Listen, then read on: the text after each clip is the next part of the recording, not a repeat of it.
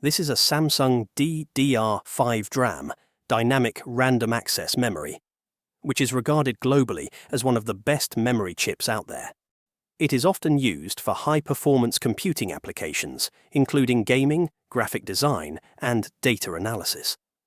But did you know that this very chip has conquered the entire memory market? According to data from the second quarter of 2024, Samsung's DRAM business captured a remarkable 42.9% of the global market share for high-performance memory chips, outpacing competitors like SK Hynix and Micron Technology. This puts Samsung and South Korea to be the global leaders in high-performance memory chips.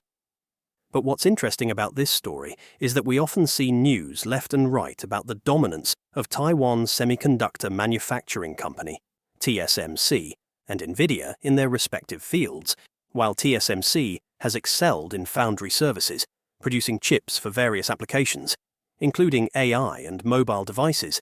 Samsung has carved out a niche in memory solutions that are critical for these advancements. But what makes this far more surprising is that while Samsung is the world's leading DRAM manufacturer, the second company that trails it is SK Hynix, which captures a 34.5% market share in the global DRAM market.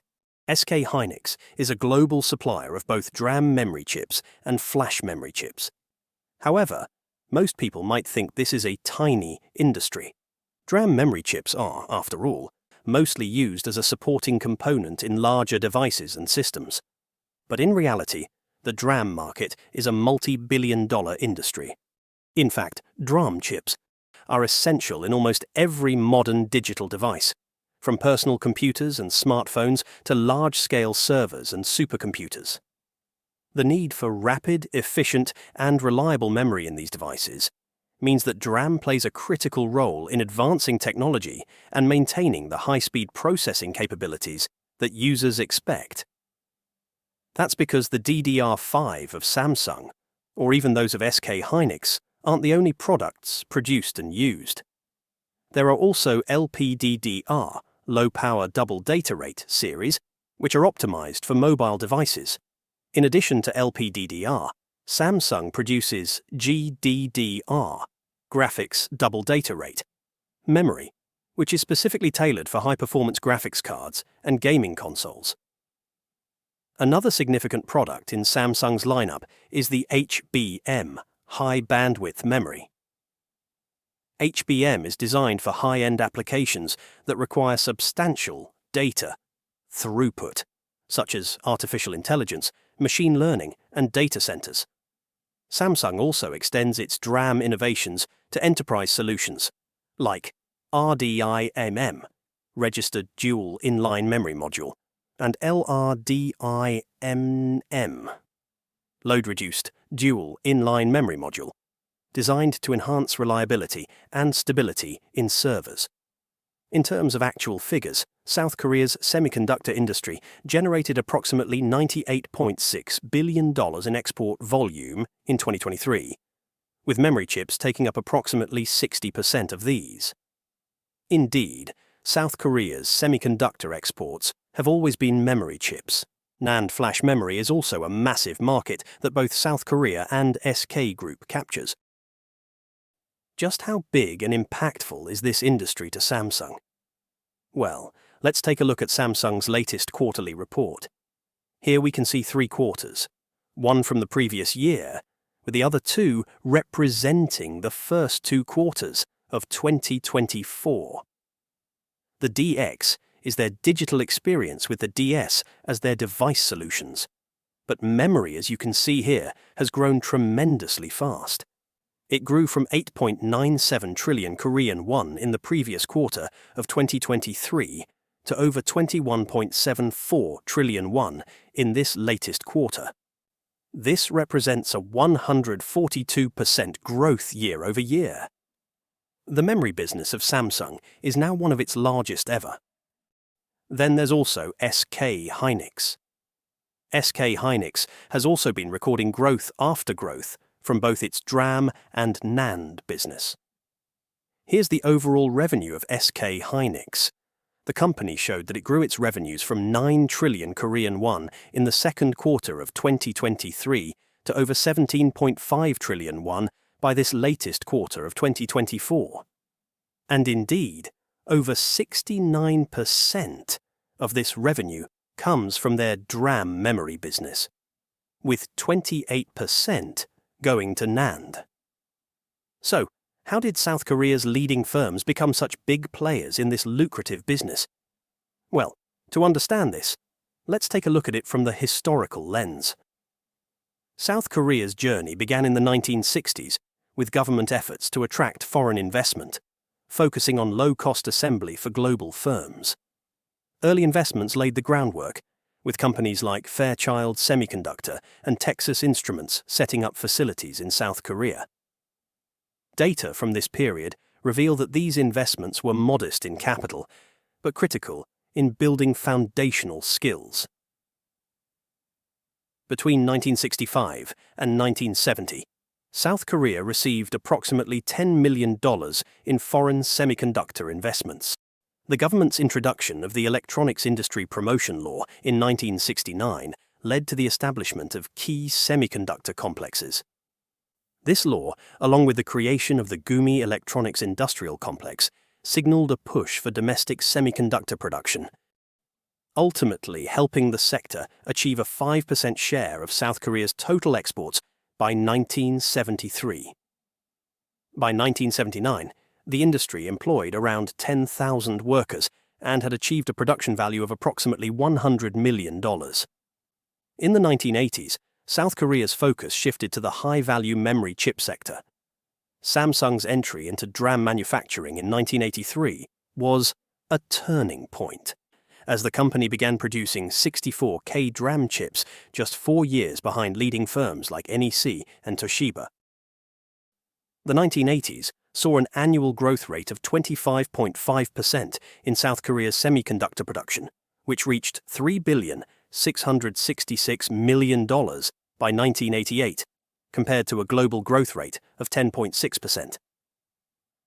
During this decade, Samsung developed several notable products, including the 64K DRAM, which was pivotal in establishing its presence in the global market.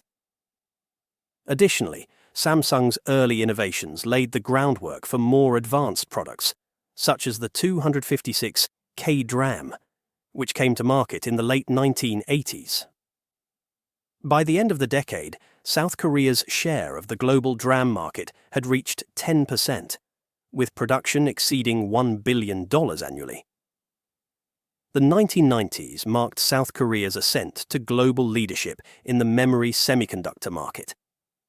South Korean companies, primarily Samsung and Hyundai, later SK Hynix, invested heavily in DRAM technology, capturing 24% of the global DRAM market by 1993. Samsung alone held a 13.6% share, ranking among the top 5 DRAM producers globally. During this period, South Korea's semiconductor exports increased from $3 billion in 1990 to $7 billion in 1995, representing an average annual growth rate of 18%. Key products during this time included the 4M DRAM and the development of the first 16M DRAM chip by Samsung in the mid-1990s. These advancements allowed South Korea to compete directly with established players, significantly increasing its global market share. Notably, despite the Asian financial crisis in 1997, South Korea's semiconductor industry demonstrated resilience, benefiting from its focus on export-driven memory chips. In 1998, South Korea controlled around 40% of the global DRAM market, with exports accounting for over 25% of the country's total trade surplus. In the 2000s, Samsung and SK Hynix continued to expand their global market share by pioneering new technologies. By 2005, South Korea accounted for roughly 55% of the global DRAM market, largely due to innovations in 3D NAND and high-bandwidth memory. Samsung's investment in semiconductor R&D reached billions of dollars by 2010, enabling the company to maintain its technological lead and cater to the growing demand for data storage. Key products developed during this period include the Samsung 3D NAND flash memory and the high-bandwidth memory HBM chips used in graphics cards and high-performance computing.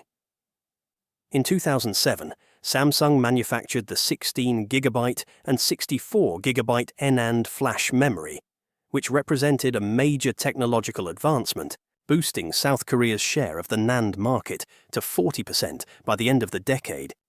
By 2010, Samsung and SK hynix were firmly established as the top two DRAM manufacturers globally, collectively capturing over 65% of the DRAM market. Data from the Korean Trade and Investment Promotion Agency indicate that by 2008, semiconductors contributed 18% of South Korea's total exports, up from 11% in 2000. This growth was driven by the increasing demand for memory in various applications, including smartphones and data centers. South Korea's semiconductor strategy in the 2020s aims to diversify beyond memory chips.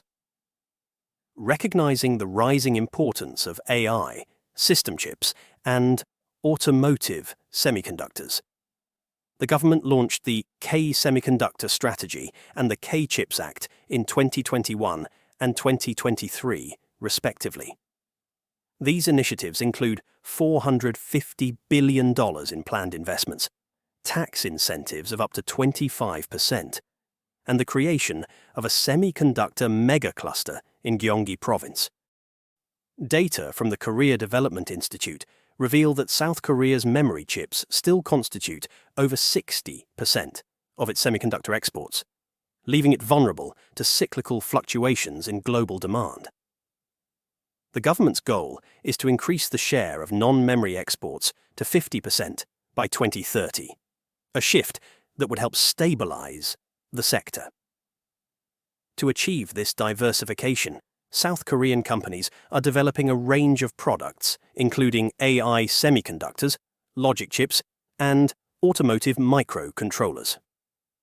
Notable examples include Samsung's Exynos series, which integrates AI processing capabilities, and SK hynix's GDDR6 memory, optimized for artificial intelligence applications. The commitment to innovation in these sectors is crucial for reducing dependency on memory chips. Unfortunately, while South Korea's semiconductor industry is strong, it is not without risks. The semiconductor industry is highly sensitive to geopolitical tensions, especially between the US and China. South Korea exports nearly 50% of its semiconductors to China and Hong Kong, making it vulnerable to fluctuations in Chinese demand and US export restrictions. In 2023, South Korea reported a 40% drop in semiconductor exports to China, leading to a 7.9% contraction in overall exports for that quarter. To mitigate these risks, South Korea is building strategic partnerships with North American and European countries, reducing its dependence on the Chinese market. For instance, Samsung recently announced a $17 billion investment in a US-based semiconductor plant. These efforts aim to diversify South Korea's export base, ensuring that at least 30% of semiconductor exports are directed to non-Chinese markets by 2025. But anyway, do let us know what you think. Thanks for watching.